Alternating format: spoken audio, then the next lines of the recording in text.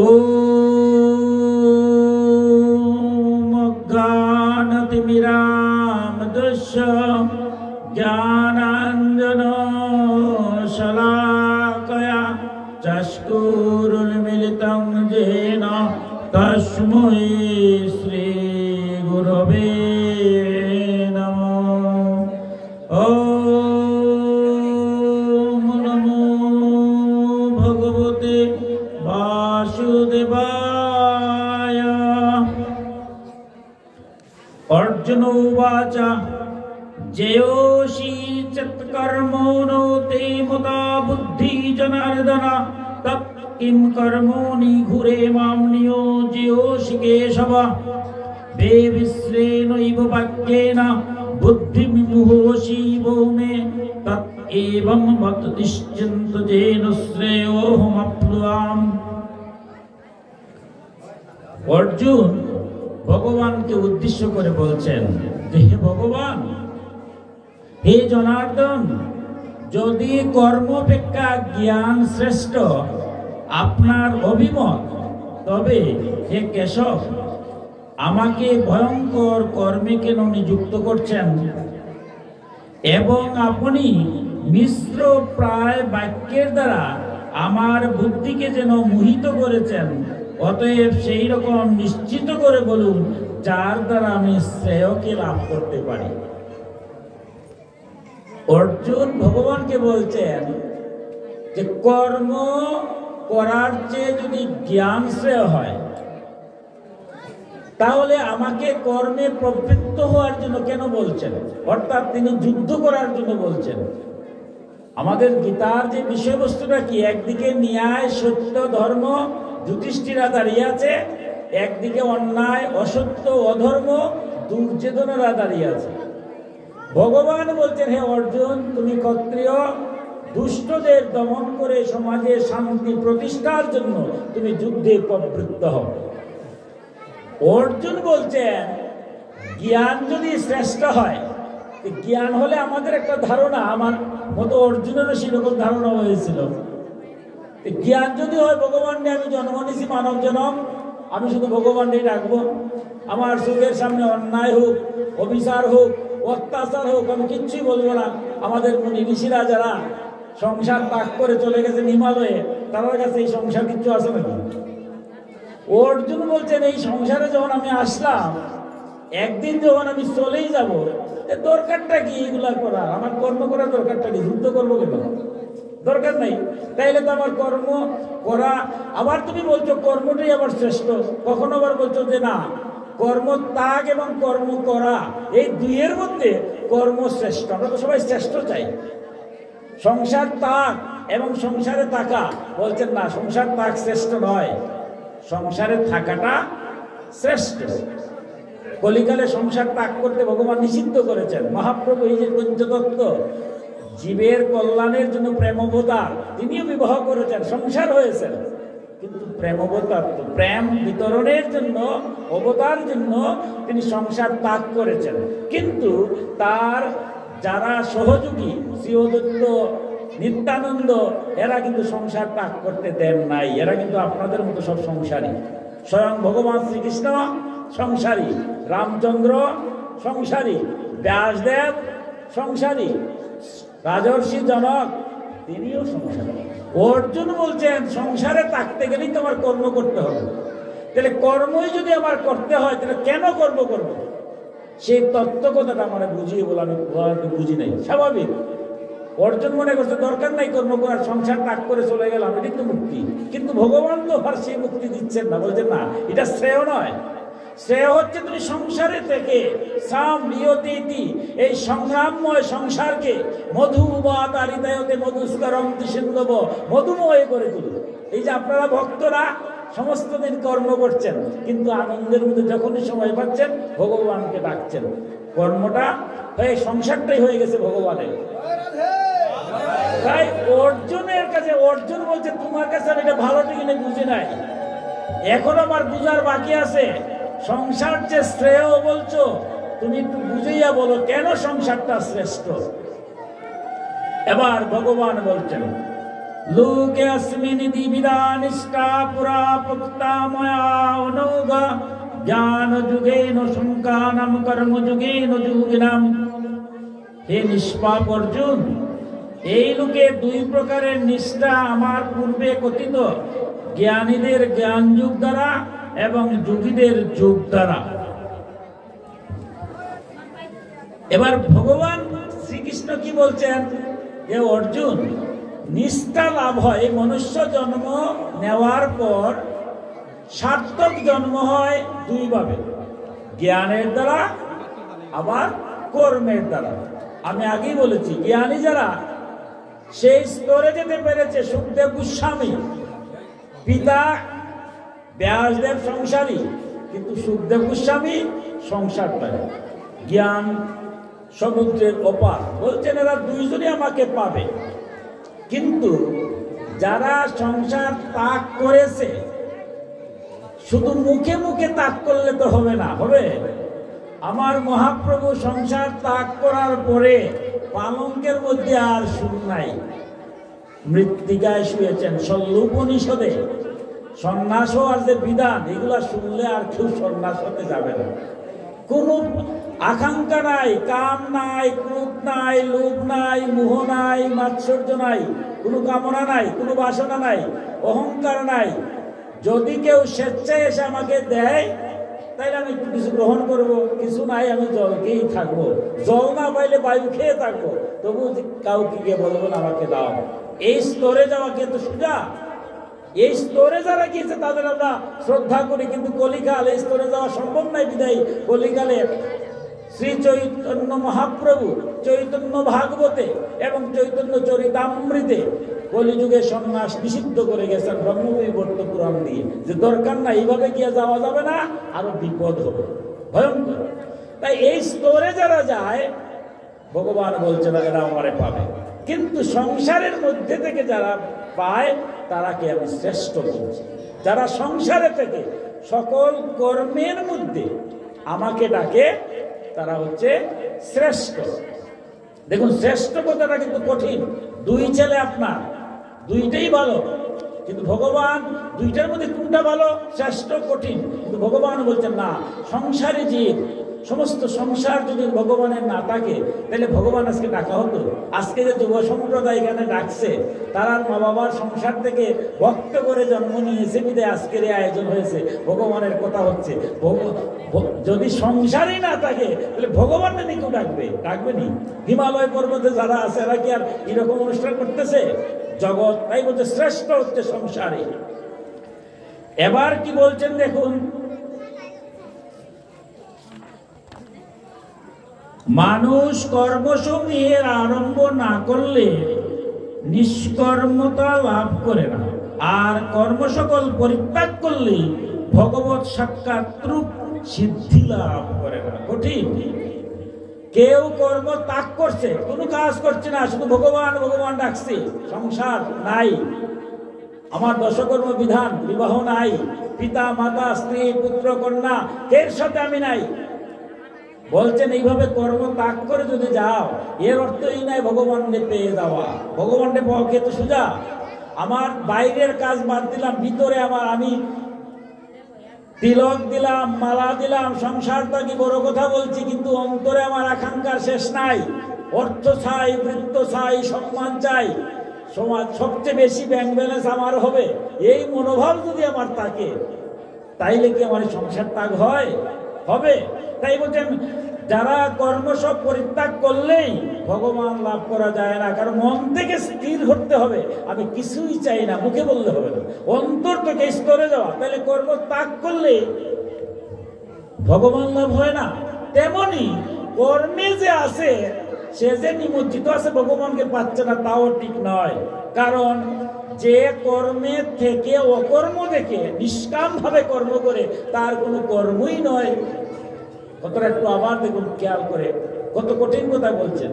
সংসারে আছে যারা আপনার মতো ভক্ত, সংসারে আছে, আমার বাবা আছে, মা আছে, ছেলে আছে, মেয়ে আছে, সমাজ আছে, রাষ্ট্র আছে, সব কর্তব্য আমি করব। অথচ যদি আমি ভাবি যে এই জগতে আসলে আমার কর্তব্য কর্মগুলা করা আমার কর্তব্য, কিন্তু আমি যেদিন চলে যাব কেউই আমার সাথে যাবে না, যাবে না। সুতরাং কর্তব্য করব, কিন্তু কর্তব্যের মাঝে লিপ্ত হবে না, কর্মে লিপ্ত হবে না, সব ভগবানের কাজ, আমি করছি মাত্র, নিমিত্ত মাত্র। এই স্তরে থেকে যারা কর্তব্য কর্ম করে, ভগবান বলছেন অর্জুন তারা কর্মে লিপ্ত হয় না, এরা নিষ্কাম করব, এরা নিত্য সন্ন্যাসী। তাই কর্ম করলেই যে কর্ম করতেছে এ বাহ্যিক, বাইরে থেকে কর্ম করতেছে, অন্তর থেকে সে ভগবানের কাজই করতেছে। তাই যারা সংসারে থেকেও, সংসার ধর্ম করেও নির্লিপ্তভাবে কর্ম করে জগৎ কল্যাণের জন্য, তারা কোনো কর্মবন্ধনে আবদ্ধ হন না। ঠাকুর রামকৃষ্ণ খুব মধুরভাবে বলছেন যে কেউ যদি প্যাকের মধ্যে যায়, গায়ের মধ্যে প্যাক লাগবে না, কিন্তু ওই প্যাকের মধ্যে শিং মাছ, মাগুর মাছ, কই মাছ এগুলো থাকে না, তার গায়ে কি প্যাক লাগে? লাগে না। সংসারে থেকে যারা সংসার থেকে নির্লিপ্ত থাকে, জগৎ কল্যাণের জন্য কর্ম করে, যা কিছু করছে জগতের কল্যাণ। আজকে এখানে আয়োজন হয়েছে কিসের জন্য? জগতের কল্যাণ। আপনি যে কোনো কর্ম করেন যদি ঈশ্বরের কথা চিন্তা করে জগৎ কল্যাণে কর্ম করেন, এই কর্ম আর কর্ম না, তার গায়ে কোনো প্যাক লাগে না। তাই অর্জুনকে বলছেন, হ্যাঁ অর্জুন, যারা সংসারে থেকেও নির্লিপ্তভাবে, নিষ্কামভাবে জগৎ কল্যাণের জন্য কর্মে প্রবৃত্ত হয়, তারা কর্মযোগী, তারা কর্মে আসক্তি হয় না। তাই তুমি সেই রকম হও, জগতের জন্য, তোমার জন্য যুদ্ধ করবে না, জগতের মঙ্গলের জন্য যুদ্ধ করবে। যে কাজটাই করা হবে সেটা যেন জগতের কল্যাণের জন্য হয়, তাই সেই কাজ আর কাজ থাকে না। কেননা কোনো পুরুষ কখনো ক্ষণমাত্র কর্ম না করে থাকে না। নিঃসন্দেহে সকলেই প্রকৃতি থেকে উৎপন্ন গুণসমূহ দ্বারা পরবশ কর্ম করে থাকে। এই জন্য যে মৃঢ় বুদ্ধি পুরুষ কর্মেন্দ্রিয় সকল সংযত করে ইন্দ্রিয় সমূহ মনের শরণ করে থাকে, সে মিথ্যাচারী, কপট। এবং হে অর্জুন, যে মনের দ্বারা ইন্দ্রিয় সকল বশ করে অনাসক্ত হয়ে কর্মেন্দ্রিয় গুণ দ্বারা কর্মযোগের আচরণ করে, সেই শ্রেষ্ঠ। কি কঠিন কথাগুলো বলছেন। দেখো অর্জুন, কেউ কি করছে? মনকে স্থির করতে পারে নাই, মনকে স্থির না করে কর্মবাদ দিয়া দিছে। তাহলে কি হবে? মনটা যে আমরা কঠিন একটা জিনিস, প্রথমে হচ্ছে মনকে স্থির করা। মনটা আমরা পরিচালিত হয় দেহ দ্বারা, বাক্য দ্বারা। আমরা যে এই দেহের মধ্যে ইন্দ্রিয়গুলো আছে, এই ইন্দ্রিয়গুলো কিন্তু সব পরিচালিত হয় মনের দ্বারা। তাই কখনো মনকে স্থির করতে হয়।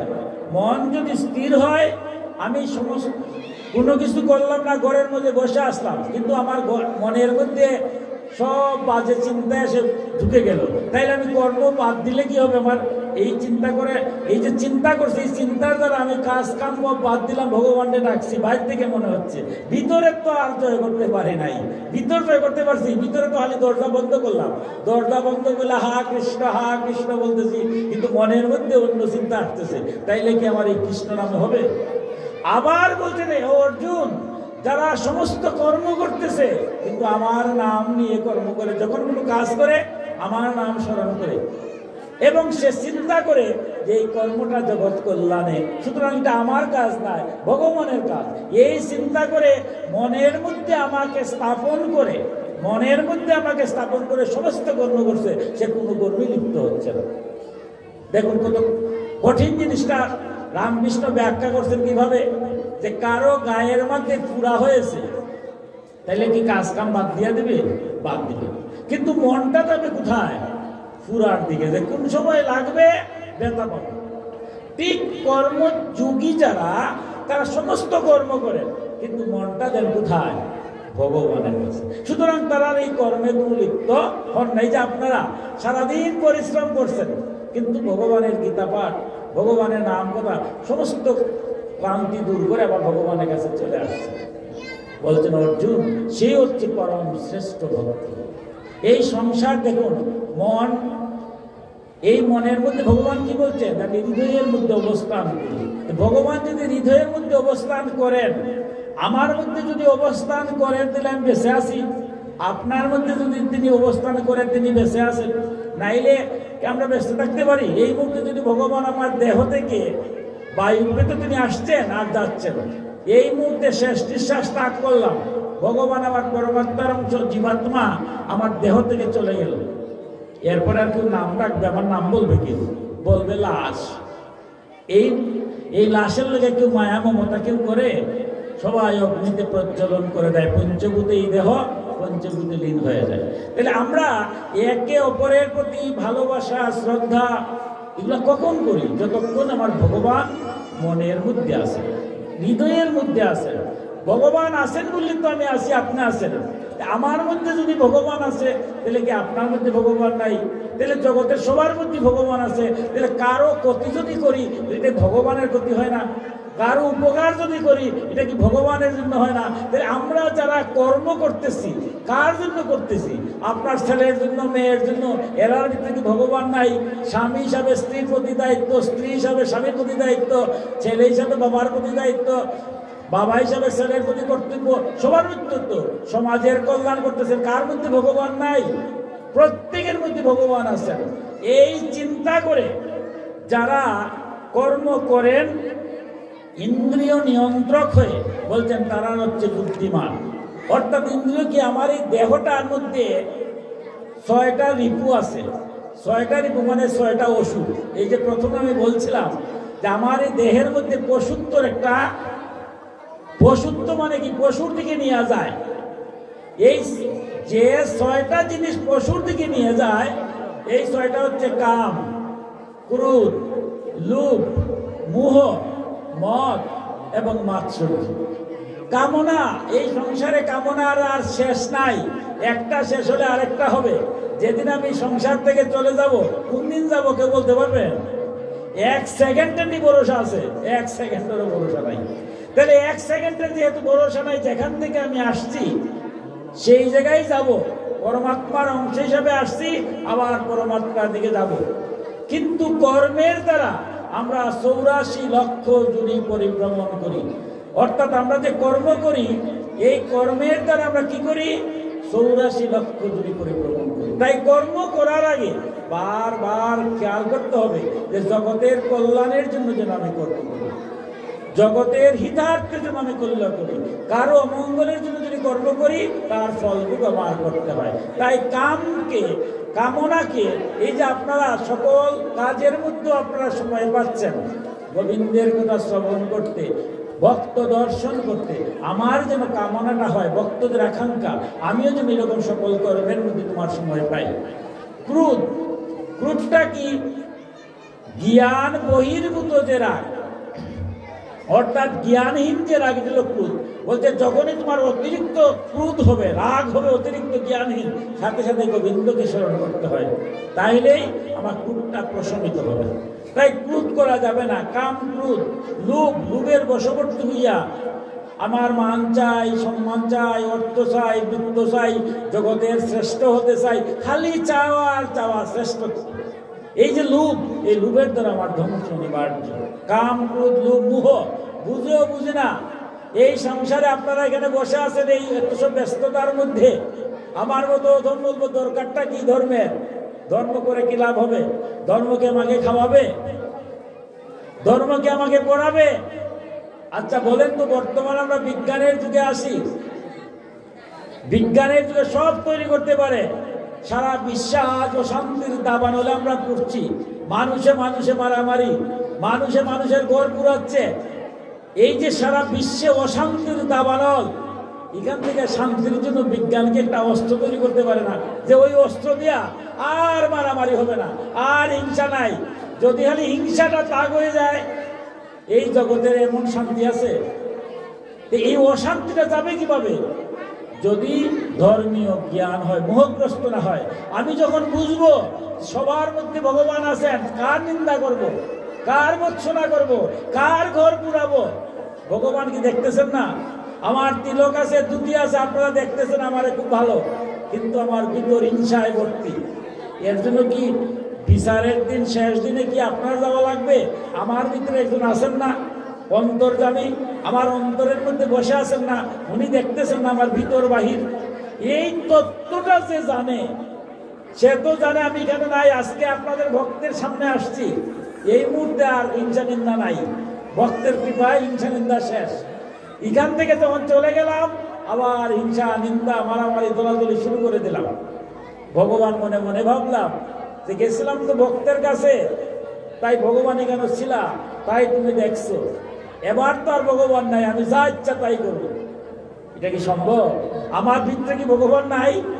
আমার ভিতরে যদি ভগবান না থাকতেন আমি তো মারাই যেতাম। এই তত্ত্বটা যারা বুঝেছে তারা জগতের কারো ক্ষতি হবে না। আমার ভিতরে যদি ভগবান থাকে, আপনার ভিতরে ভগবান আছে। তাই মোহগ্রস্ত না হয়ে, আজ আমার অর্থ আছে, বৃত্ত আছে, কোটি টাকার ব্যালেন্স আছে, বিজ্ঞানের যুগের কথা বলছি, এই মুহূর্তে যদি ভূমিকম্প শুরু হয়, এবার কার আশ্রয় নেব? টাকা পয়সা, ধন দৌলত, ক্ষমতা, এগুলো দিয়ে হবে? অনাদের আদি গোবিন্দ ছাড়া কেউ রক্ষা করতে পারে না। এই সংসারে আমরা মোহগ্রস্ত যেন না হই। তিনটা জিনিস কেউ জয় করতে পারে নাই, পারবেও না, বিজ্ঞানেও না। বিজ্ঞান বিরোধী নাই ধর্মের, বিজ্ঞানটাও আজ ধর্মকে স্বীকার করছে। কারণ তিনটা জিনিস কি? আধ্যাত্মিক, আদি ভৌতিক, আদি দৈবিক। কেন আমরা জন্ম করছি? এই তিনটা থেকে যেন গোবিন্দ আমাদের রক্ষা করে। আধ্যাত্মিক, হঠাৎ আমার একটা অসুখ হয়ে গেল, এমন অসুখ হলো আর টাকা পয়সা দিয়া কিছু হবে না। হঠাৎ আমার স্ট্রোক হয়ে গেল, বলছি স্ট্রোক, কিন্তু স্ট্রোকটা মানে কি? চোখের সামনে আমার আত্মীয় স্বজন চলে যাচ্ছে, আমিও তো চলে যেতে পারি। এই যে হঠাৎ করে মারা যাওয়া, হার্ট অ্যাটাক হয়েছে, এখান থেকে রক্ষার উপায় কি? গোবিন্দ ছাড়া কেউ রক্ষা করতে পারবেন না। আমার ব্যাংক ব্যালেন্স আছে, আমার বিরাট সম্পদ আছে, ক্ষমতা আছে, আমি না, কিচ্ছু হবে না। ওই আধ্যাত্মিকের জায়গা ভগবান ছাড়া কেউ নেই। আদি দৈবিক, হঠাৎ ভূমিকম্প হলো, হঠাৎ জলোচ্ছ্বাস হলো, হঠাৎ তাপমাত্রা বেড়ে গেল, অথবা তাপমাত্রা কমে গেল। সূর্যের আলোর উপর নিয়ন্ত্রণ আছে, সূর্যের উপর নিয়ন্ত্রণ কি আমার আছে না বিজ্ঞানের আছে? তাহলে সেই ক্ষেত্রে এখন যদি ভূমিকম্প শুরু হয়, গোবিন্দ ছাড়া রক্ষার কেউ নাই। টাকা পয়সা অর্থবৃত্ত দিয়ে হবে না, কিন্তু মোহগ্রস্ত হলে চলবে না। অতএব গোবিন্দকে আমার জল তুলসী দিতে হবে। আধ্যাত্মিক, আদি ভৌতিক। ভৌতিক মানে ভূত, মানে জীবগণ। রাস্তা দিয়ে যাচ্ছি, কুকুরে কামড়াতে পারে, শ্রীগালে কামড়াতে, মশা কামড়াতে পারে, ডেঙ্গু মশা কামড় দিলে মারা যেতে পারে। ভূত মানে সর্বশ্রেষ্ঠ ভূত হচ্ছে মানুষ। মানুষে মানুষে মারামারি, মানুষে মানুষে কাটাকাটি, সারা বিশ্ব আজ শান্তির দাবান হলে আমরা করছি। কিন্তু একটা বার যদি বুঝি সবার মধ্যে ভগবান আছেন, আমি ন্যায় সত্য ধর্ম করতে চলবো, অন্যায় অবিচার সেখান থেকে আমরা দূরে থাকবো, তাইলেই তো জগৎটা সুন্দর হয়ে যায়, মধুর হয়ে যায়। তাই সেই যে বুঝশক্তিটা, সেটাও গোবিন্দ ছাড়া কি পারবে? আজ তথাকথিত শিক্ষিত আমরা, মাস্টার ডিগ্রি, পিএইচডি ধারী, আজকে আমরা ঘরে ঘরে শিক্ষিত না? এত শিক্ষা অবস্থাটা কি?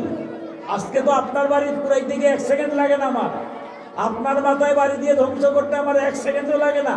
আমি কি কম লেখাপড়া করছি বর্তমান জাগতিক শিক্ষায়? কিন্তু সমস্যা এক জায়গায়, আমি মোহগ্রস্ত। আমি বুঝছি না যে আপনার মাথায় যে বাড়ি দিচ্ছি ক্ষমতা আছে, কালকে তার ফল আমার ভোগ করতে হবে, ইহকালেই হোক আর পরকালে হোক। ভগবান আমারে সাথ দিবেন না, তাই মোহগ্রস্ত হওয়া যাবে না। ভগবানের শরণাগত হবো। কাম, ক্রোধ, লোভ, মোহ, মদ, অহংকার। আমি জন্মেছি বড় করে, তাতে কি হলো? কর্ম যদি ভালো না হয়। আমার মহাপ্রভু কি বলছেন? বিপ্র বিপ্র নহে যদি কৃষ্ণ তেজে, চণ্ডাল চণ্ডাল নহে যদি কৃষ্ণ ভজে। যেই বোঝে সেই বড় অভক্তহীন চার, কৃষ্ণ ভজনে নাহি জাতি কুলাদি বিচার। যে কৃষ্ণ ভক্ত সবাই তাকে শ্রদ্ধা করে। তাই আমরা সবাই ভগবানের যদি ভক্ত হতে পারে, এই সংসারে সবচেয়ে বড় জিনিস হলো আপনি যদি ভক্ত হয়ে যান। ভক্ত হলেই আর কোনো চিন্তা নাই, আপনার দ্বারা কারো ক্ষতি হবে না, সবাই আপনাকে প্রণাম করবে। তাই আমরা কোনো অবস্থায় যেন অহংকার হই না। জন্মের অহংকার, ধনের অহংকার, মানের অহংকার। এক সেকেন্ডে এই মুহূর্তে যদি মারা যায়, আপনারা কি বলতে পারবেন যে না আপনি মরবেন না? বলতে পারবেন? এই মুহূর্তে মারা যাব, এটা ধ্রুব সত্য। মারা যাব না, এটা ধ্রুব সত্য। আমার চোখের সামনে আমার আত্মীয় স্বজন মারা যাচ্ছে, আটকাতে পারতেছি? আমি মারা গেলে কি হবে? সবাই কান্নাকাটি করবে। কয় ঘন্টা? 2-4 ঘন্টা। এরপরে বাসি মরা হয়ে যাবে। কি দেখ কিরকম একটা বাস্তব চিত্র। আমি হতবাক, আমার বাবাকে হারিয়েছি। আপনারা এখানে অনেকেই আছেন, অনেক আত্মীয়জনকে হারিয়েছেন। এরা আটকাতে পারলেন? পারলেন না। আমার বেলায় কি হবে? আমার বেলায় তো তাই হবে। এই মুহূর্তে যদি আমি মারাই যাই, তখন আমার মান সম্মান ইজ্জত দিয়া এত অহংকার করতেছি, কিসের অহংকার? তাই এই অহংকারটাকে ত্যাগ করতে হয়। তাই মহাপ্রভু কি বলছেন? ভক্ত চরণের, ভক্ত যদি দর্শন হয়, ভক্তের চরণ রেণুতে কি হয়? অহংকার দূরীভূত হয়ে যায়। মদ মাৎসর্য, পরশ্রী কাতরতা, পরের ভালো লাগে না। আমার মতো অধম, আপনি ভালো কাজ করছেন, আমার কাজটাই হলো ভালো কাজ, আমি দেখবো না। আপনার খুঁজে খুঁজে মন্দটা বাইর করে আপনার মন্দটা দেখো, নিন্দা করেন। কিন্তু শাস্ত্রে বলছে না, পরের নিন্দা করা ঠিক নয়। যদি কেউ ভুল করেও থাকে, তাহলে তুমি যদি শুভাঙ্গী হন, তাহলে আপনি তাকে কানে কানে গিয়ে বলবেন যে এটা এইভাবে না, এইভাবে বলো। সবার সামনে বলা উচিত না। কিন্তু আমার মতো একদম কি, আমার গুণে গুণান্বিত, আমি শ্রেষ্ঠ, আমার যে গুণী আর কেউ নাই, আমি মহাজ্ঞানী, আমার কথা সব শুনবে, আমি কেউ কথা শুনবো না। অহংকার, বাৎসল্য, পরের দোষ ধরা। কিন্তু ভগবান বলছেন না, আত্মসমালোচনা, আত্মবিশ্লেষণ, আত্মসংশ্লেষণের মধ্যে আত্মশুদ্ধি করো। এই যে দেহের মধ্যে 6টা রিপু, কাম, ক্রোধ, লোভ, মোহ, মদ এবং মাৎসর্য, 16 রিপুর দ্বারা প্রতিনিয়ত আমরা নিয়ন্ত্রিত হচ্ছি। যে আজকে একটা ভালো আয়োজন করেছেন, আপনারা সেই 16 রিপুকে দমন করতে পারছেন বললেই আপনারা আজকে আয়োজন করেছেন আমার মতো অধম ভক্তের চরণ ধরে নেওয়ার সুযোগ হলো। তাই এটা সম্ভব কোন সময়? তাই বলছেন কি আত্মবিশ্লেষণ। ঘুম থেকে উঠলাম, উঠার পরে রাত্রে যখন ঘুমাতে যাব, তখন বলছেন ভগবান কি বলছেন, তুমি একটু পরের দূর দেখার দরকার নাই, পরের সমালোচনা করার দরকার নাই, পরের নিন্দা নাই, নিজের নিন্দা করো, নিজের সমালোচনা করো। আত্মসমালোচনা। রাত্রে ঘুমাবার আগে যে ঘুম থেকে উঠছিলাম 6টায়, রাত এখন 12টা, এর ভিতরে আমি কি কি করলাম সব সামনে আনলাম। আত্মবিশ্লেষণ আনার পরে ভালো কাজ কোনগুলা আর খারাপ কাজ কোনগুলা, যেগুলা ভালো আগামী দিন করব, যেগুলা ভালো করি নাই, ভগবান বলছেন যে ভক্ত আমার কাছে ক্ষমা চায়, ক্ষমা চাইলে যারা ভক্ত আপনারা বারবার গোবিন্দের কাছে ক্ষমা, গোবিন্দ ভুল করেছি ক্ষমা দাও। রাষ্ট্রপতির কাছে ক্ষমা করলে কি হয়? রাষ্ট্রপতি খুনির আসামিরও মাফ করে দেয়, তাই না? বিচারপতি কিছু করতে পারে তখন? করা যায়। আর উনি হচ্ছেন জগৎপতি। যারা ভক্ত প্রতিদিনই গোবিন্দের কাছে প্রার্থনা করে, গোবিন্দ আজকে আমাদের এই খারাপ কাজ হয়েছে, ক্ষমা করো, কালকের থেকে যেন আমি আর কাজ করি না। আত্মবিশ্লেষণ, সংশ্লেষণ, ভালোটা রাখবো, খারাপটা বাদ দিব, এর মধ্যে আত্মশুদ্ধি। বলছেন অর্জুন, যারা এইভাবে আত্মশুদ্ধির মাধ্যমে সংসারে অবস্থান করে, তারা ইহকালেও শান্তি পায়, পরকালেও আমাকে প্রাপ্ত হয়। এবার কি বলছেন? নিয়তাম কুরু কর্ম তম কর্ম জয়ো হি কর্মণা শরীরো যাত্রা পিচোতে নে প্রসিদ্ধত অকর্মণা জগৎ কর্মণং নদ্রো লুপায়ম কর্মনন্দনা তদর্থং কর্ম কুন্তেও মুক্তো সঙ্গ সমাচারা।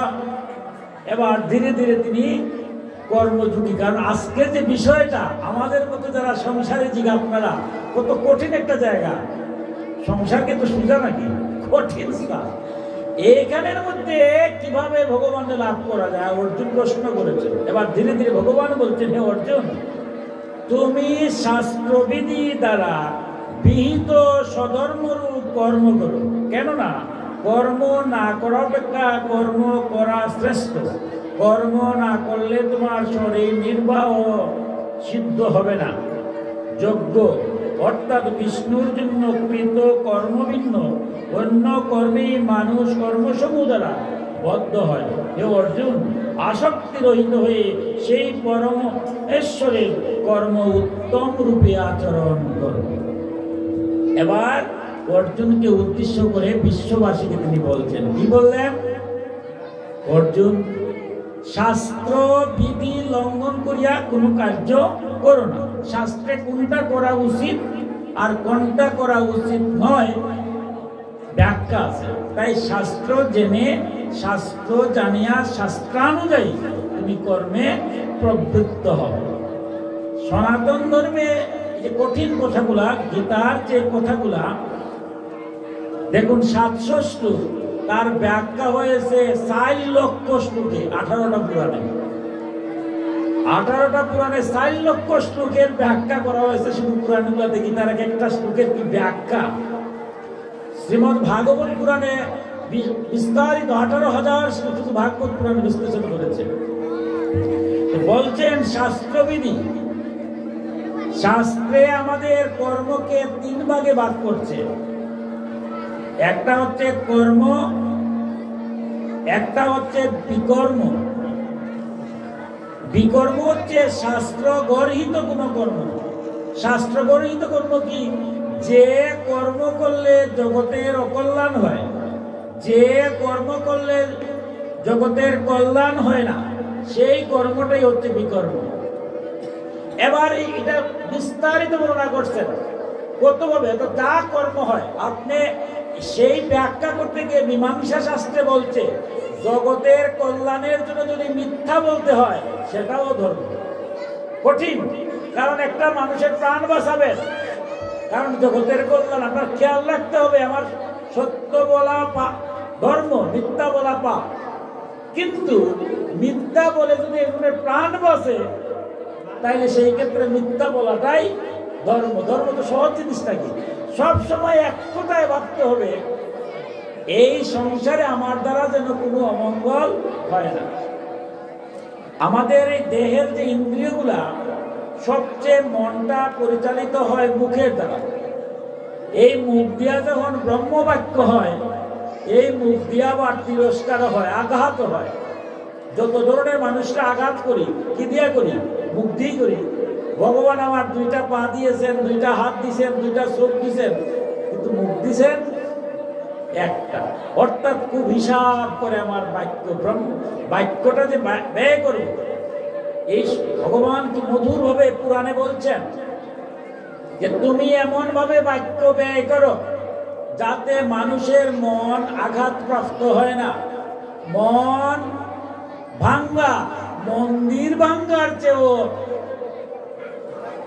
অধিক খারাপ। সাধারণত এই কথাটা আমরা অনেক সময় বলি, মন ভাঙ্গা আর মন্দির ভাঙ্গা সমান। এই কথাটা কোথা থেকে আসছে? ভাগবতে। মন ভাঙ্গাটা মন্দির ভাঙ্গার চেয়ে বলছেন বেশি ভাগবতে। স্বাভাবিক, এটা কিরকম কথা?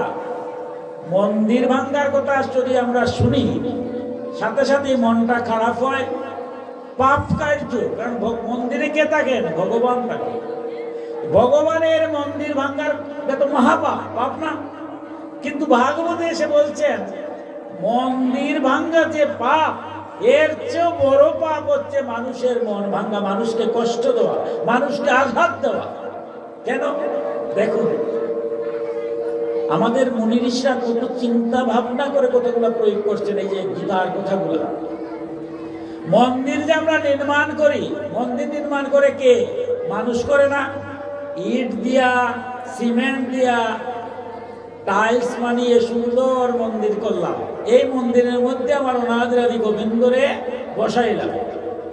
সেই মন্দির ভাঙলে তো পাপ হবে। কিন্তু মন্দিরটাতে কে তৈরি করলো?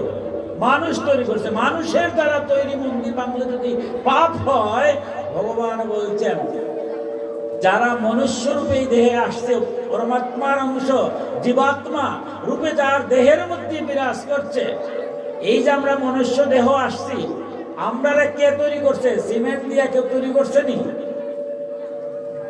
ইট দিয়া কেউ তৈরি করছে নি? মানুষের দেহটা তৈরি হলো কিভাবে? পিতৃ ঔরসে, মাতৃগর্ভে, পিতৃ ঔরসে মাতৃ গর্ভে যখন মাংসপিণ্ড তৈরি হলো, তখন অনাদিরাদি গোবিন্দ আমার এই মাংসপিণ্ডের মধ্যে আসার সাথে সাথে আমার প্রাণ সঞ্চার হলো। ভগবান না থাকলে তো প্রাণ সঞ্চার হয় না। গোবিন্দের এই দেহ, সেই দেহের, যে দেহের মধ্যে গোবিন্দ বিরাজ করছেন সরাসরি, সেই মানুষকে যদি আপনি আঘাত করেন, তাহলে কি ভগবানকে আঘাত করা হয় না? তাই বলছে মানুষের মন ভাঙ্গা মন্দির ভাঙ্গার জন্য, কারণ মানুষের ভগবান তো প্রত্যেকের মধ্যে আছেন, আত্মার বিরাজ করছেন। এই চিন্তা করে কখনো মানুষকে কোনো ক্ষতি করা যাবে না, মানুষের মঙ্গল করা হবে। তাই বলছে নিষিদ্ধ কর্ম, আমাদের যে কাজগুলা মানুষের অকল্যাণ হয়, জগতের অকল্যাণ হয়, সেই কর্মগুলো আমরা করব না।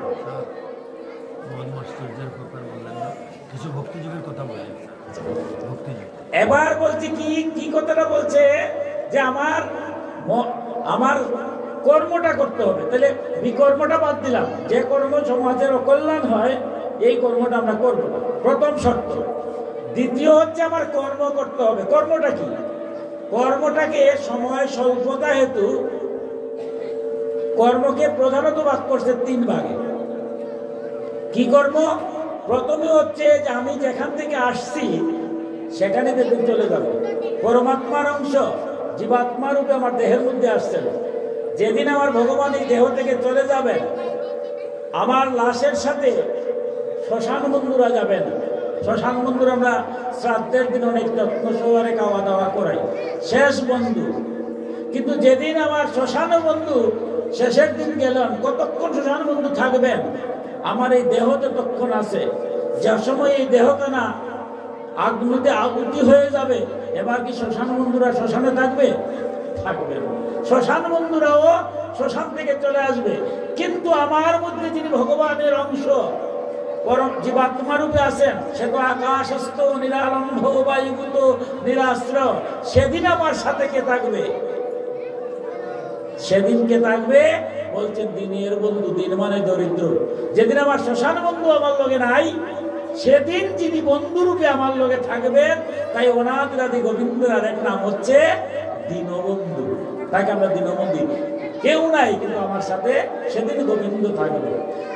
কেউ নাই আমার সাথে, জগতের নাথ জগন্নাথ আমার সাথে থাকবে। তাই আমার কর্মের দ্বারা আমি 84 লক্ষ যোনি পরিভ্রমণ করতে হবে, যদি ভগবান আমাকে কৃপা না করে। 20 লক্ষ বার বৃক্ষ যোনিতে যেতে হবে কর্মের দ্বারা, 9 লক্ষ বার জলে যেতে হবে জলচর হিসাবে, 11 লক্ষ বার পক্ষী হিসাবে যেতে, কীট পতঙ্গ হিসাবে যেতে হবে, 10 লক্ষ বার পক্ষী হিসাবে যেতে হবে, 30 লক্ষ বার পশু হিসাবে যেতে হবে, 80 লক্ষ বার ভুক্তনির করে দুর্লভে মানব জন্ম 4 লক্ষ বার হচ্ছে। এরপরেও যদি আমরা গোবিন্দ থেকে ভুলে থাকি, তাহলে আমার দশাটা কি হবে? তাই ভগবান অর্জুনকে খুব সহজভাবে বলছেন। কি বলছেন? পত্রম পুষ্পং ফলম তুষং, আমার ভক্তি যুগের কথা। কি বলছেন?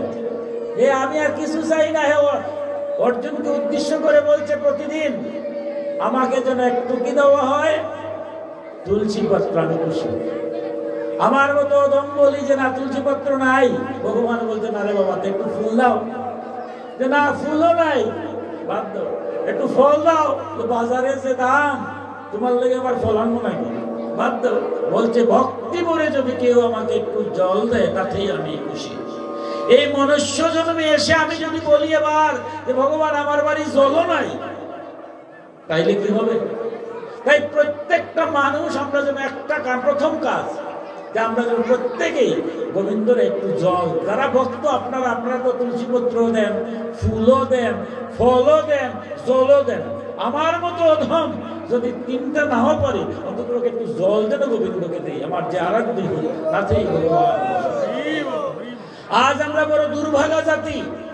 আমার সনাতন ধর্মের ছেলে মেয়েরা অনেক লেখাপড়া করছে, স্বীকার করতে হবে।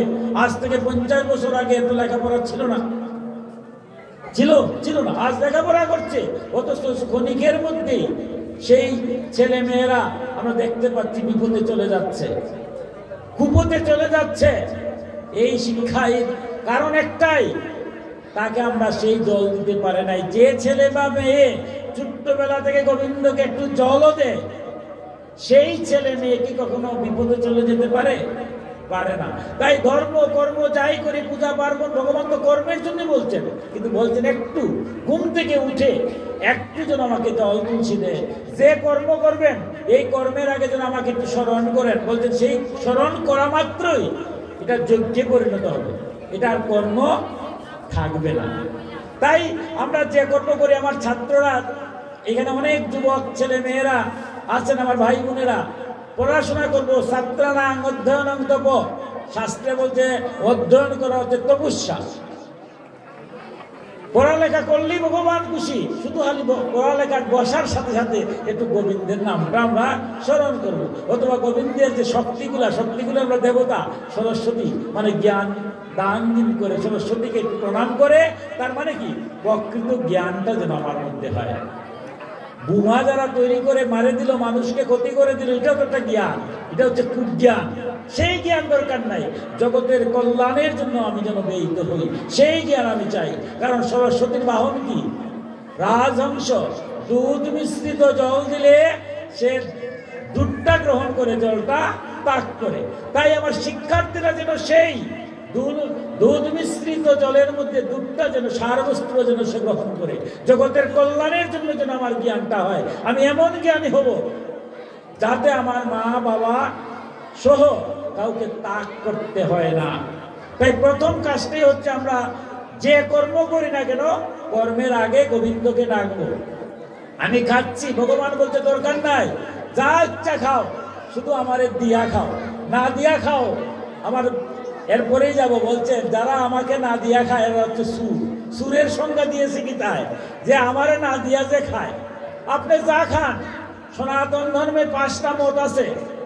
5টা মত কি? আমার গুরুরা যে দীক্ষা দেন, এই দীক্ষা যে দেন 5 ভাবে দেন। এই পঞ্চমতের অনুসারে দেখে আমার সনাতন ধর্মে যত পূজা পার্বণ যজ্ঞ অনুষ্ঠান গীতা পাঠ ভাগবত পাঠ হয়, শাস্ত্রে নির্দেশ আছে যে পঞ্চমতের যে আরাধ্য দেবতা তারা পূজা করে করতে হবে। আজকে কেন গীতা পাঠ হচ্ছে, হোক চণ্ডী পাঠ, হোক শ্রীকৃষ্ণ পূজা, হোক দুর্গা পূজা, হোক গণেশ পূজা, হোক শিব পূজা, যে পূজাই করেন আপনি এই পঞ্চদেবতা আমার মায়েরা দেবেন 5টা নবীন না দিলেও একটা থালার মধ্যে 5টা ভাগ করে দেন। কারণটা কি? আমরা 5টা মতের অনুসারী। সনাতন ধর্ম বহু ঈশ্বরে বিশ্বাসী নয়, এক ঈশ্বর, একমেব অদ্বিতীয়ম বিপ্রদা বহুধা বদন্তি। একই ঈশ্বর বিভিন্ন রূপে আবির্ভূত হয়, ভক্তরা যখন যে রূপ সেই রূপকে আরাধনা করে করুক, এতে আমার কোনো সমস্যা নাই। তাই 5টা মহা, তোমার গীতায় কি বলছেন? দেবতার কথা। আমার যিনি আরাধ্য গুরুদেবে যিনি আমাকে দিয়েছেন, যিনি আমার ইষ্ট, বাকিরা হচ্ছে দেবতা। এই 5 জনকে, 5 জন হচ্ছে গণেশ, অর্থাৎ গাণপত্য মতের অনুসারী আরাধ্য দেবতা হচ্ছে গণেশ। এই গণেশকে আমরা পূজা করি। সৌর মতের আরাধ্য দেবতা সূর্য, সূর্যকে আমরা পূজা করি। বৈষ্ণব মতের আরাধ্য দেবতা বিষ্ণু, বিষ্ণুকে আমরা আরাধনা করি, পূজা করি। শৈব মতের আরাধ্য দেবতা হচ্ছেন শিব, শিবকে আমরা এখানে দিই। আর যারা মাতৃভাবে যে ভগবান তোমার আমি মা বলে ডাকবো, একদল আছে আমাদের মধ্যে যে না বাবাও ভালো, তো মা ডাকলে তো মধুর ডাক ভালো লাগে, মা বলে না। ভগবান তো বাবা বলেন, মা বলেন, যেভাবে বলেন, সখা বলেন, অসুবিধা আছে? ভগবানের সাথে আমার সম্পর্কটা কি? যারা মাতৃভাবে ভগবানকে আরাধনা করেন তারা হচ্ছে শাক্ত। এই শাক্ত দেবতা হচ্ছে কৌশিকী, অর্থাৎ দুর্গা। তাইলে শিব, বিষ্ণু, সূর্য, গণেশ আর দুর্গা, এই 5 মতের অনুসারে কিন্তু আমরা সব সমাজে আছি। তাই 5 জনকে আমরা 12 মাসে 12 পূজা করি। এর মধ্যে দিয়েই করি, কারো প্রতি কোনো হিংসা নাই, কারো প্রতি কোনো বিদ্বেষ নাই, যে যাভাবেই না করি। একটা আকাশে চাঁদ উঠেছে, সেই চাঁদটা যদি প্রতিলম্ব বড় দিকির মধ্যে পড়ে, দেখো এটা বড় চাঁদ মনে হয়। ছোট কুকুরও বললে এটা ছোট চাঁদ মনে হয়। তাই বলে কি চাঁদ 3টা হয়ে গেছে? তাই ভগবান একজন, একই ভগবান বিভিন্ন সময়ে বিভিন্ন রূপে আবির্ভূত হয়েছে, ভক্তরা তাকে ডাকছে, ডাকুক, তাতে আমরা নাই। তাই আমরা হিংসা নিন্দা নেই। আমার গুরুদেব যেটা দিয়েছেন আমি তাকে আরাধনা করব, কিন্তু বাকিরা আমরা নিন্দা করব না। কারণ সনাতন শাস্ত্রে যদি দেবতার নিন্দা করেন, ভাগবতের চতুর্থ স্কন্ধে স্বয়ং ব্রহ্মার পুত্র দক্ষ মহারাজ শিব নিন্দা করেছিলেন। বলভদ্র এসে তার মাথা কেটে যজ্ঞে দিয়েছে, আর দক্ষ মহারাজের মাথার মধ্যে ছাগলের মুন্ড লাগিয়েছে। এর অর্থটা কি? যারা দেবনিন্দা করে হলো ছাগলের মুন্ড। আমরা ছাগলের কথা বলি না, তাই দেবনিন্দা করা যাবে না, এটা ভাগবতের কথা। ভাগবত বলছেন স্বয়ং বিষ্ণু এসে সেই যজ্ঞে যে আমি বিষ্ণু, আমার আত্মা স্বরূপ শিব, আমি যখন সৃষ্টি করতে যাই তখন আমি ব্রহ্মার রূপে প্রকটিত হই, ধ্বংসলীলায় যখন যাই আমি শিব রূপে প্রকটিত হই, যখন আমি পালনকারী যাই তখন আমি বিষ্ণু রূপে প্রকাশিত হই। গীতায় নবম অধ্যায়ে গিয়ে বলছেন, হে অর্জুন, যে বা যাহারা কোনো কিছু পাওয়ার জন্য অন্য দেবতার পূজা করে, তারা জেনে কিংবা না জেনে আমারই আরাধনা করছে, তারা যা কিছু পায় তারা আমার করতে হইবে, কারণ দেবতারা আমার শক্তি স্বরূপ, আমার ডাইন হাত, আমার বাম হাত, এটা কি আমি ছাড়া? তাই ঈশ্বর এক, তার বিভিন্ন ভাবে আমরা 12 মাসে 13 পূজা করি, একজনকেই করছি। তাই সনাতন ধর্মে প্রথমেই বলছে আপনার কি প্রথম কর্মটা কি কর্ম? ভগবান থেকে যেন আমি বিচ্যুত হই না। আমি তখন খারাপ হই যখন আমি ভগবান থেকে বিচ্যুত হই। এই প্রত্যেকেই ছেলে মেয়েদেরকে সবাইকে নিয়ে আমরা যেন দল তুলছি। দ্বিতীয় কর্মটা হচ্ছে আমরা যেখান থেকে আসলাম, কোথা থেকে আসলাম? পিতৃ ঔরসে মাতৃগর্ভে। পিতৃ ঔরসে মাতৃগর্ভে মায়ের রক্ত, মাংস, মজ্জা, অস্থি দিয়ে আমার এই মাংসপিণ্ডটা তৈরি করলেন। পিতৃ ঔরসে মাতৃগর্ভে যদি আমার এই মাংসপিণ্ডটা দেহের তৈরি না হতো, তাইলে অনাদিরাদি গোবিন্দকে আমার দেহের মধ্যে আসতে পারতেন না। তাই মা বাবাকে বলছে সনাতন শাস্ত্রে মহাগুরু। কে বলছেন? স্বয়ং শ্রীকৃষ্ণ। সময় স্বল্পতা হেতু অতি সংক্ষেপে বলছি। ভগবান শ্রীকৃষ্ণ গিয়েছেন ছোটবেলা, সেই ছোটবেলা যখন গোচারণে গিয়েছেন, সুদামা প্রশ্ন করছেন, আচ্ছা প্রধানত গুরু কয়জন? ভগবান শ্রীকৃষ্ণ বলছেন গুরু 3 জন। সুদামা বলছে 3 জন গুরু যদি থাকে তাহলে তো 1 নম্বর, 2 নম্বর, 3 নম্বর, তাহলে তো প্রথম যিনি মহাগুরু। ভগবান বলছেন এই মহাগুরু। দেখবেন সনাতন ধর্মে মহাগুরু আর কাউকে বলছে না। কারো যদি বাবা মারা যায়, মা মারা যায়, আমরা বলি মহাগুরু নিপাত। কে বলেছেন? ভগবান শ্রীকৃষ্ণ। সুদামা বলছেন তাহলে প্রথম গুরু মহাগুরু কে? বলছেন মা বাবা। দ্বিতীয় গুরু কে? বলছেন অজ্ঞানতিমিরামদস্য জ্ঞানাঞ্জন শলাকয়া চক্ষুরুন্মিলিতং যেন তস্मै শ্রী গুরুবে নমঃ। যিনি বিশ্ব ব্রহ্মাণ্ড পরিব্যাপ্ত অখণ্ড, সেই পরম ব্রহ্মর পথ যিনি দেখায় দেন, তিনি হচ্ছেন গুরু। দ্বিতীয় 2 নম্বরে। 3 নম্বরে হচ্ছে জগৎ গুরু। সুদামা বললো এটা তোমার কোন বিচার? তোমার কথা, ভগবানের কথা বোঝা তো একটু কঠিন। সুদামা বলছে তুমি জগৎপতি, তারে তুমি রাখছো 3 নম্বরে। এর আগে আনছো কারে? গুরুরে। এর আগে আনছো কারে? মহাগুরুরে, বাবা বলে। বুঝলাম না।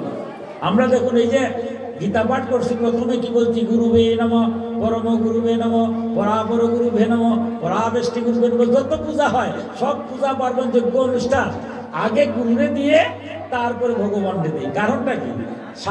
গীতায় বলছে শাস্ত্রবিধি লঙ্ঘন করিয়া কোনো কার্য করলে ইহকালেও শান্তি নাই, পরকালেও মুক্তি নেই। ভয়ঙ্কর। শাস্ত্র তো সহজ নয়, কত ভুল করতেছি।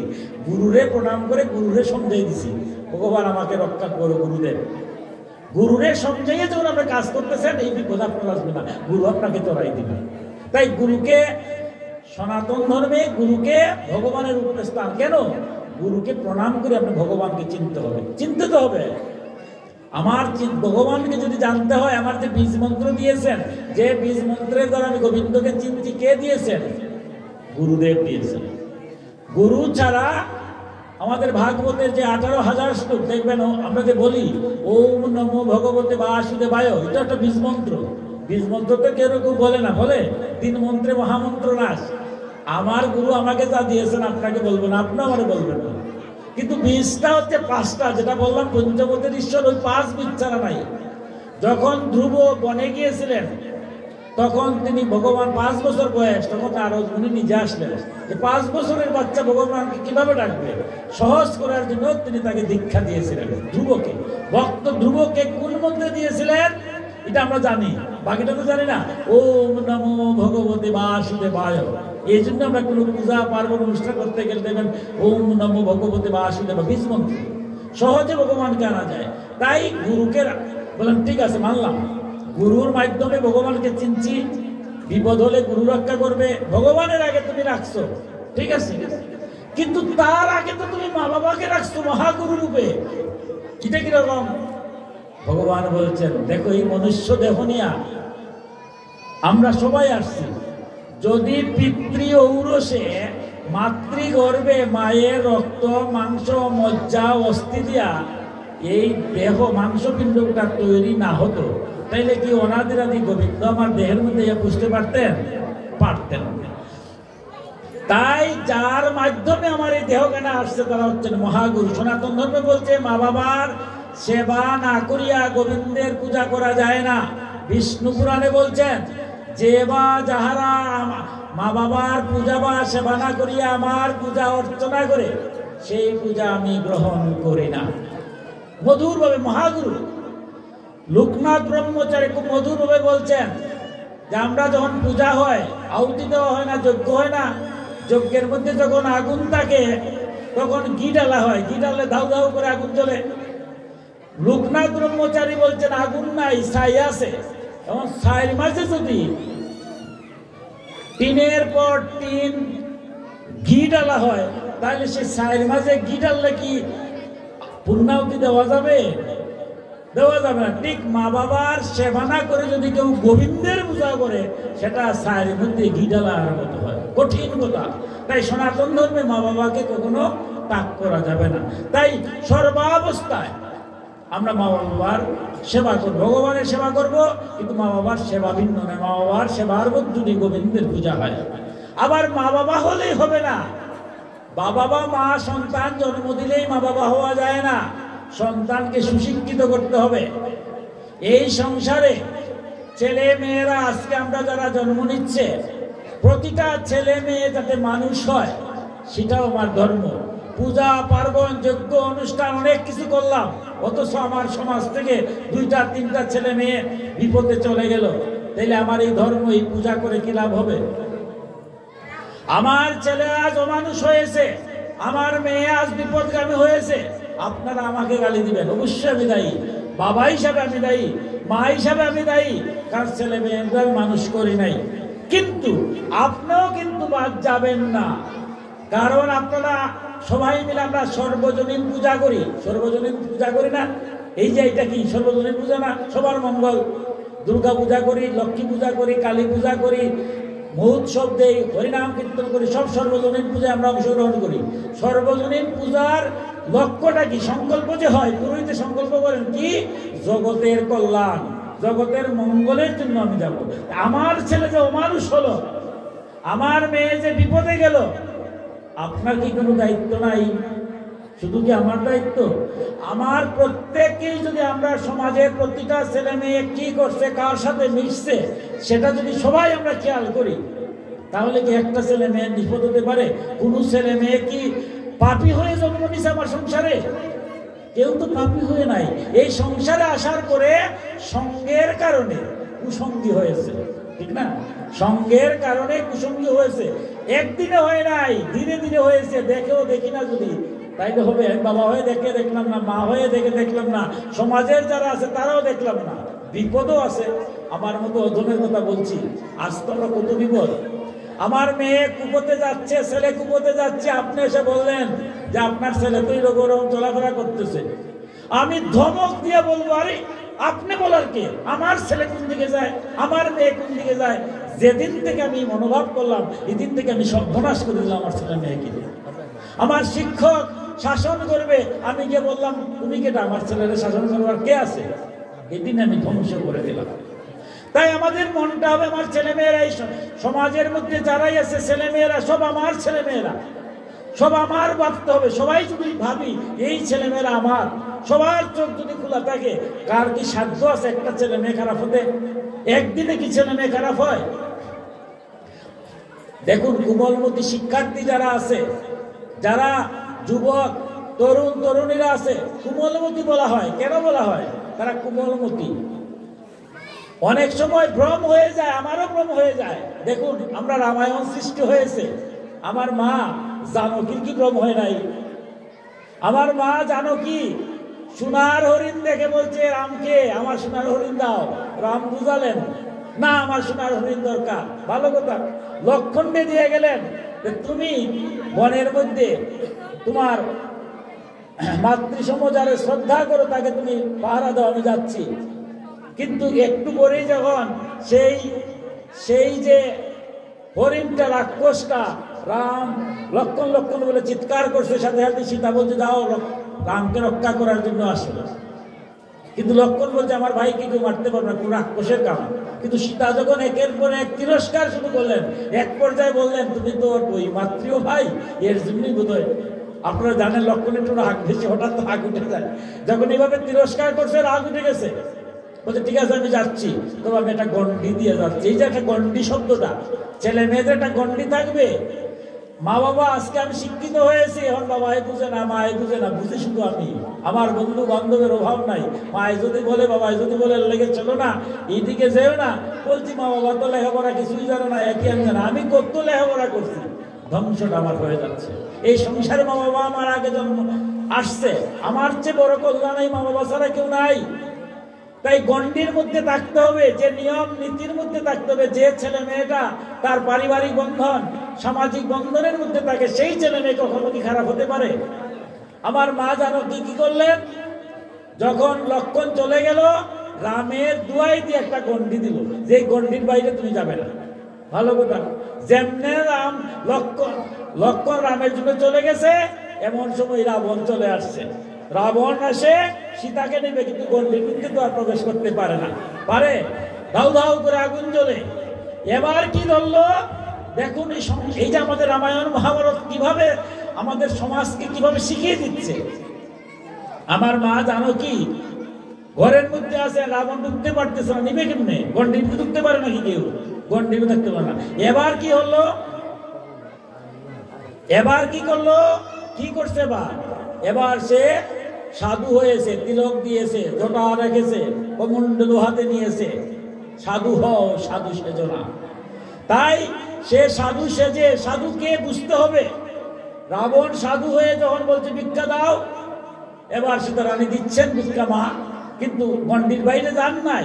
কিন্তু সে তো গন্ডির বাইরে থেকে আসতে হবে, বলছে আমি সন্ন্যাসী, গন্ডির ভিতরে যাব না, বাইরে আসো। মা সীতা বলতে যাবো না, বলতে তোমার স্বামীর ক্ষতি হবে, তোমার দেবরের ক্ষতি হবে, অভিশাপ দেওয়া শুরু করছে। দেখুন, মা জানকী, উনার তো ভ্রম হওয়ার কথা না, কিন্তু উনিও জগৎকে শিখাবার জন্য ভ্রম করলেন। উনি রাবণের ছদ্মবেশে মোহিত হয়ে গন্ডির বাইরে যে সময় আসলেন, সাথে সাথে মা কে নিয়ে রাবণ চলে গেল। আজকেও আমরা দেখি রাবণের ছদ্মবেশে অনেক সাধু সেজে আমাদের ছেলে মেয়েদেরকে বিভ্রান্তি করছে। প্রতিটি পরিবার বলেন, সমাজ বলেন, সাধু সেজে আসতেছে, খুব ভালো। কিছুদিন পরে বোঝা যায় তার স্বরূপটা কিরকম হয়। তাই বলছে আমার ছেলে মেয়ে জন্ম দিলেই হবে না, তাদেরকে মানুষ করতে হবে। কোনো ছদ্মবেশী এসে আমার ছেলে মেয়েদেরকে যেন বিভ্রান্তি করে না, সবাই আমার সচেতন হতে হবে। 3 নম্বর কর্তব্য আমার শেষ করে দেব, আরেকজন বক্তা আছেন এরপরে। তো আমরা এরপরেরটা কি হচ্ছে, 1 নম্বর ভগবানের কাছে আসছি, ভগবানের কাছে যেন আশ্রিত থাকি। 2 নম্বর মা বাবার যেন সেবা হয়, ছেলে মেয়েকে যেন মানুষ করতে পারি। 3 নম্বর হচ্ছে জগতের কল্যাণ। এই সংসারে যে কর্ম করলে জগতের কল্যাণ হয়, সেই কর্মটা যেন করি। এই অর্থে কি বলছেন ভগবান, যজ্ঞার্থং কর্মন্যত্র লোকোয়ং কর্মবন্ধন তদর্থং কর্ম কুন্তেয় মুক্ত সঙ্গ সমাচার। যে কি বলছেন, যজ্ঞ জগতের কল্যাণের জন্য কোনো কর্ম করার নামই হচ্ছে গীতার ভাষায় যজ্ঞ। আপনি জগতের কল্যাণের জন্য যা করবেন তাই হচ্ছে যোগ্য। তাইলে পূজা পার্বণ যা কিছু করছি এগুলো মঙ্গলের লেগে, এটা যোগ্য। আমি যদি পূজা অর্চনা গীতা পাঠ ভাগবত পাঠ করি এগুলো হচ্ছে যোগ্য। তাহলে আপনি যে কর্ম করতেছেন, কেউ আমরা শ্রমিক, কেউ আমরা কৃষক, কেউ আমরা চাকরিজীবী, আমরার কর্মটাও কিন্তু যোগ্য। কারণ আপনি জগতের কল্যাণের জন্য যে শ্রমিক শ্রম দিচ্ছে, যদি শ্রম না দিত তাহলে কি জগতের কল্যাণ হতো? যে কৃষক ধান ফলাচ্ছে, সে যদি ধান না ফলাতো তাহলে কি গোবিন্দর ভোগ লাগতো? একজন শিক্ষক, ডাক্তার, প্রকৌশলী যেই হোক, সবাই যার যার অবস্থান থেকে জগতের কল্যাণের জন্য যে কর্ম করছে সেটার নামে হচ্ছে যজ্ঞ। অর্জুনকে বলছেন, হে অর্জুন, তাই তুমি যজ্ঞে প্রবৃত্ত হও, অর্থাৎ কর্ম করো, কর্মের মধ্য দিয়ে জগতের কল্যাণ করো। আমি শ্রমিক কাজ যখন করতে যাব, গোবিন্দের নাম নেব, তখন এই শ্রমটা একটা যোগ্য হয়ে যাবে। আমি শিক্ষক, যখন আমি ক্লাসে যাব, গোবিন্দের নাম নেব, সামনে আর ছাত্র দেখবো না, দেখবো ভগবান। যদি ঠগাই ভগবানকে ঠগাচ্ছি। আমি ডাক্তার, ভগবানের নাম নেওয়া মাত্র রুগী দেখবো না, দেখবো ভগবান। আমি ব্যবসায়ী, ভগবানের নাম দেখলে আর কাস্টমার দেখবো না, ভোক্তা দেখবো না, দেখবো ভগবান রূপে আসছে, কাউকে আমি ক্ষতি করতে পারবো না। তাই যারা এই কর্মের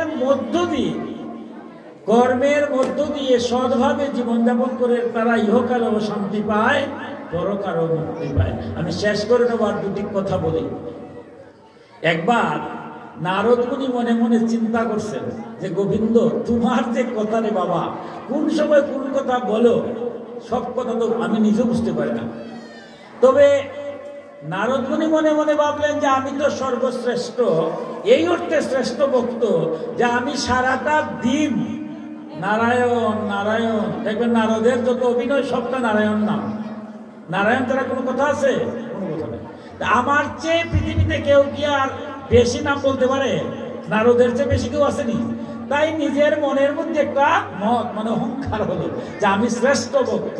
আবার ভাবলো যে, নারায়ণ, তুমি তো একটা দিন আমারে বললো না সবার সামনে যে তুমি শ্রেষ্ঠ ভক্ত। তাই মনের বাসনা হয়েছে, আমরা মনের মধ্যে তো অহংকারটা কিন্তু আমি শ্রেষ্ঠ। তাই ও এবার নারদ মুনি রয়েছে, তাই নারদ মুনি নারায়ণকে গিয়ে প্রশ্ন করেছেন যে, ভগবান, নিজের কথা তো বলা যায় না, তাই বলছে, ভগবান, তোমার শ্রেষ্ঠ ভক্ত, সবচেয়ে প্রিয় ভক্তকে? নারদ মুনি বলছে, তো আমার নাম অবশ্যই বলবে হবে। কিন্তু নারায়ণ, যিনি অন্তর্যামী, উনি তো অন্তরের ভিতর সবই জানেন, নারদ মুনি কথা জানে না। নারায়ণ একদম মন কালা করে বসে আছেন, বলছেন, আরো তোমার কি প্রশ্ন করতেছো আর কি উত্তর দেবো, আমার মনটা ভালো না।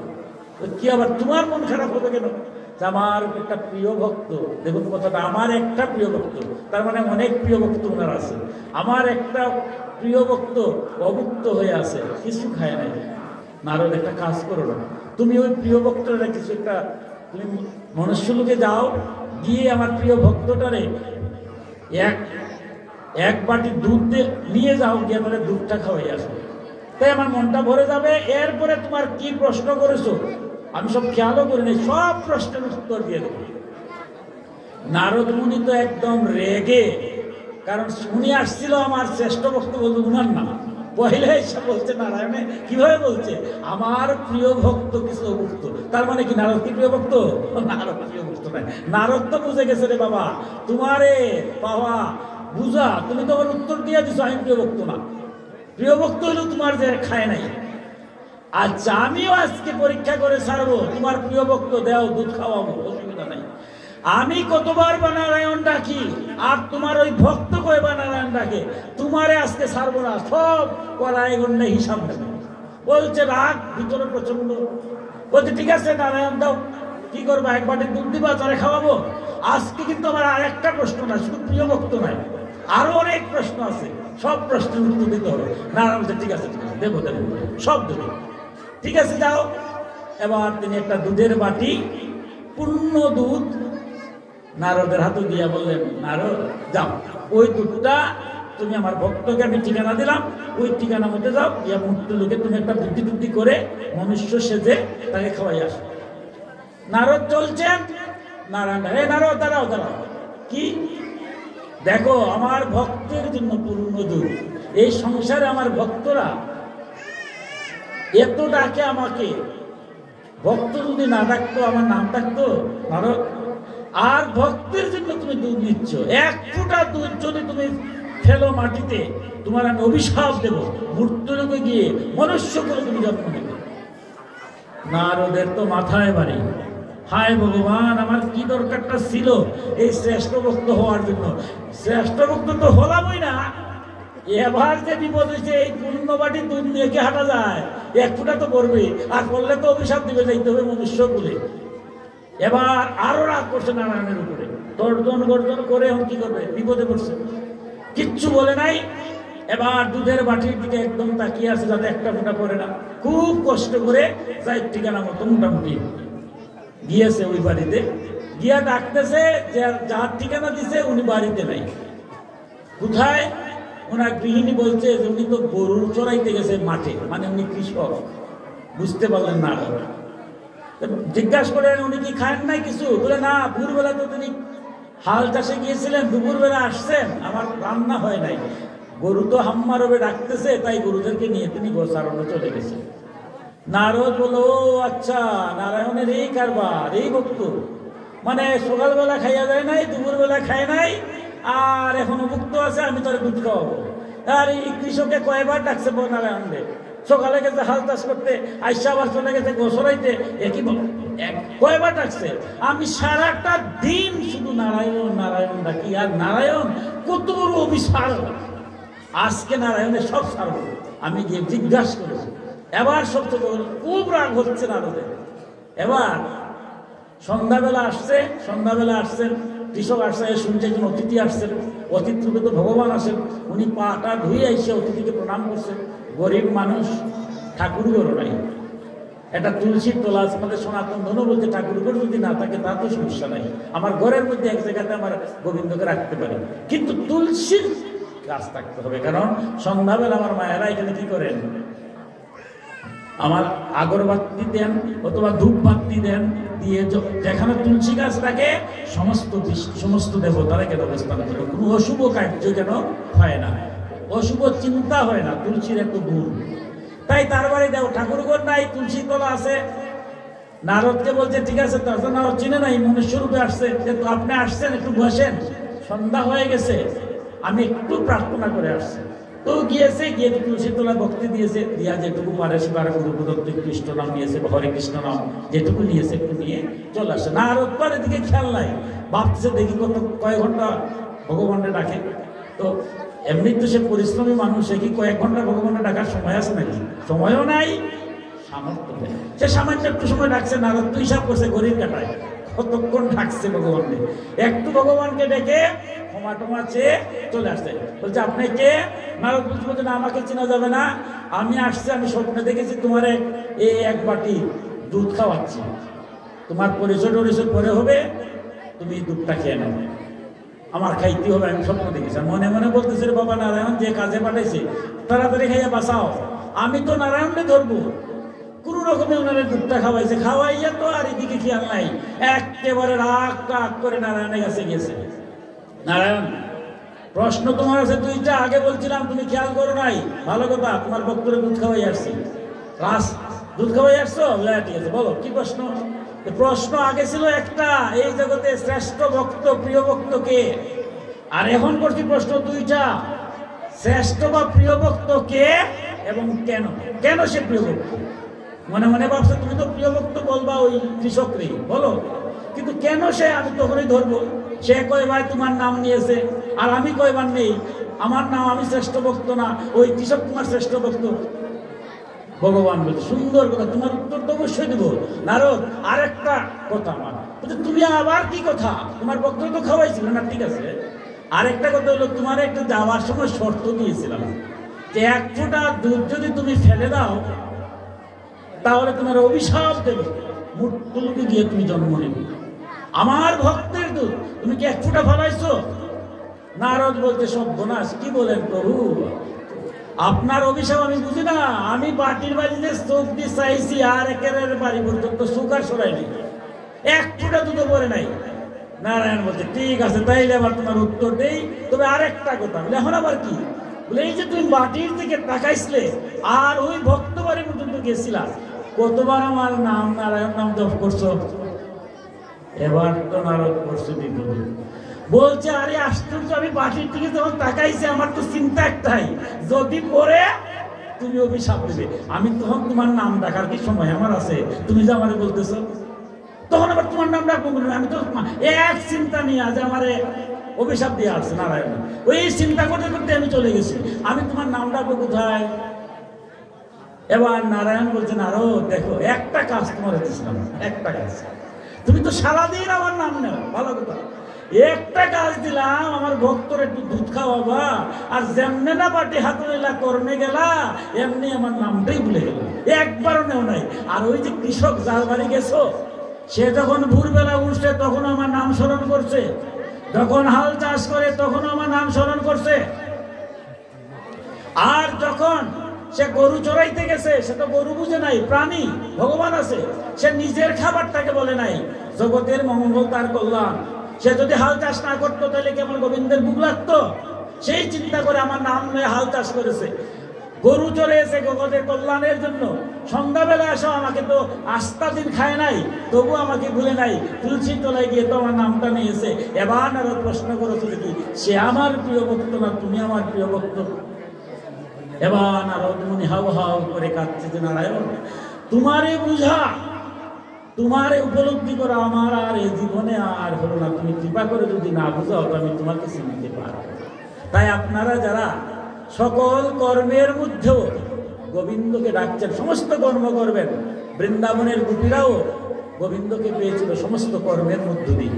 তাই কর্ম আমরা করব, এই সংসার ধর্ম করব, কিন্তু প্রতিটা ক্ষেত্রেই গোবিন্দের কাছে যেন আমার মনটা থেকে থাকে, তাইলে ইহকালেও শান্তি পাবো, পরকালেও গোবিন্দের মুক্তি পাবো। ভগবান সবার মঙ্গল করুক, সবার কল্যাণ করুক, এই প্রার্থনা জানিয়ে আমার গীতাকথা এখানে বিশ্রাম নিলাম।